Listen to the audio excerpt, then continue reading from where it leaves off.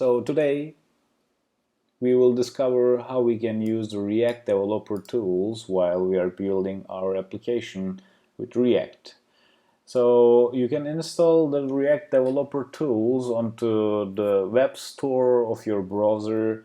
If you are using Chrome, you can just go to Chrome Web Store and search for React developer tools. I will also share that link with you onto the comment section, and you can directly have a look at there.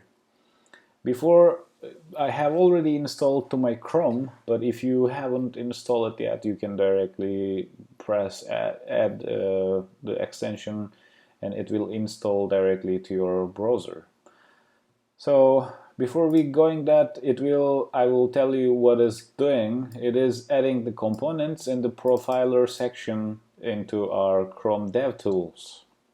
So let's open our application. As you see here, our application is running already. I will increase the font size a bit here.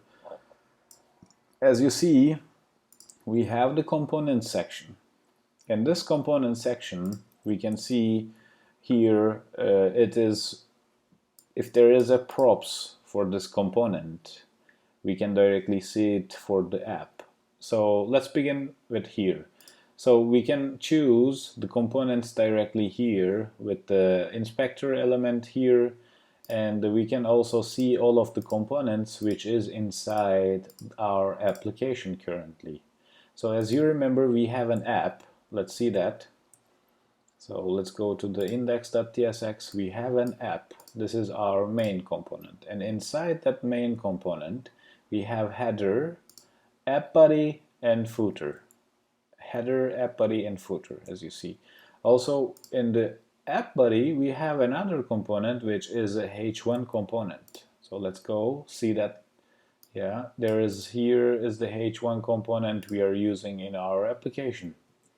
Alright, so you can choose the components like this, and you can click in the upper level if you want to move around directly to the components, and that will be very nice feature to see which components you are using. So let me refresh, and also you see there is a hooks section, props section rendered by, and the source. So this is the source of our application where it's rendered right now. As you see, we have app.tsx folder file, and as you see, we have app.tsx file here, and the app body in the 13th line here, and it's in the 13th line directly. But if we go to app itself, it says source index.tsx 12. So index.tsx source index.tsx, the line 12. It is rendered here. Alright, now it is also, we can see it is create root. Also it is rendered by, like for example, the header element. Also the h1 component is inside app and app body, and we can see all of them here. So let's go to the app itself one more time, and I will refresh the page one more time. And here in the app body, as you might remember, we have, let's go, I will show you to app body component. We have defined two states, and these are the use state hooks we are using in our application currently. So as you see, we have the username also as a state 1. Also we have the state 2 as a 10. Now what happens if I click the click me? As you see, our states are changed here also into the UI. So you can directly see your states there, and one more thing, if you want to edit them directly from here, you can do that. Edited username. So when you test, for example, the UI elements you have, and you just want to test the different states, you can directly do it here. And also let's go to the profiler section, and we need to first start profiling to get all of the information here. So if you want to learn more about the profiling, you can directly click here as well, but I will show you. You can start clicking the start profiling, refreshing your page, and when you, for example, click me, and we will see all of the important things which the profiling in progress. So we have stopped. So as you see, it has been run, it has rendered the header, it has rendered the app body, it has rendered within the app body, and also it has rendered the footer. So it shows you all of the things which needs to be rendered in their seconds. So what does that mean? App has been rendered in 1.5 milliseconds. Also, you can see the timeline here, React render, which is, we started a bit late, of course, and to profile the things. The React render starts there, the app is rendered here, header is rendered there, and you can always see these things. Also, the React layout effects has been added, etc. And so if you have, for example, some UI issues which is taking much more time than it needs to be, you can directly see it here. So you have also the debugging options here. Also the components, you can just set some settings here if you want to, and also you can just show the profile, record why each component rendered while profiling, and also hide commits below 0 milliseconds if you want to.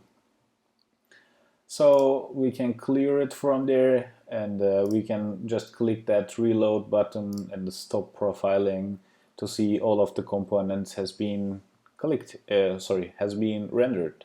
So I will start the reloading first, and I will click the click me, and I will stop it. So as you see, all of the components has been rendered at the same times, and you can see also the timelines here. But there is one more thing which is just happened at the end: state update scheduled and the state update. So these are the things you can also track all of them directly into your, so you can zoom in here as well. So if you scroll with your mouse, and you will see the state updates took 1.9 milliseconds, and also this is the app body re-rendered in very short time. So that's all I wanted to show you regarding to the React developer tools. We will mostly use these components if you don't need to any profiling currently. Also, you can save that profile and load the profile directly here. And I believe this is all for now. And you can also see the elements directly here, but as you might see, it doesn't show us all of the components into the element section. But when we go there, we can directly see where is the source and which components this H1 component came from, and all of the regarding to these implementations, we can directly see all the stuff here. So there is one more thing. If you click that button here, I will show you, and in the component section there is a view source for this element. If you click that one, it will directly open you this element here. So if you want to debug something, let's say we would like to debug our hook here, and we would like to go and see this setting for set name state and the set age state. I will go into that topic into the later stages much more, but if we click right now, it will stop there. So you will see we can debug our application directly with the Chrome source tab. But this is out of topic right now. I just wanted to show you there are many capabilities we can use in the future as well. It is very good tools if you are developing your React applications, and I definitely suggest you to install it.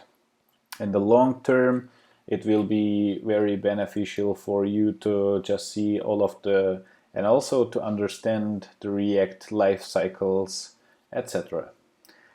And thank you so much for listening me so far. Please subscribe for the further lessons. It would be very appreciated. And I wish you a happy day and a happy coding. See you in the next tutorial.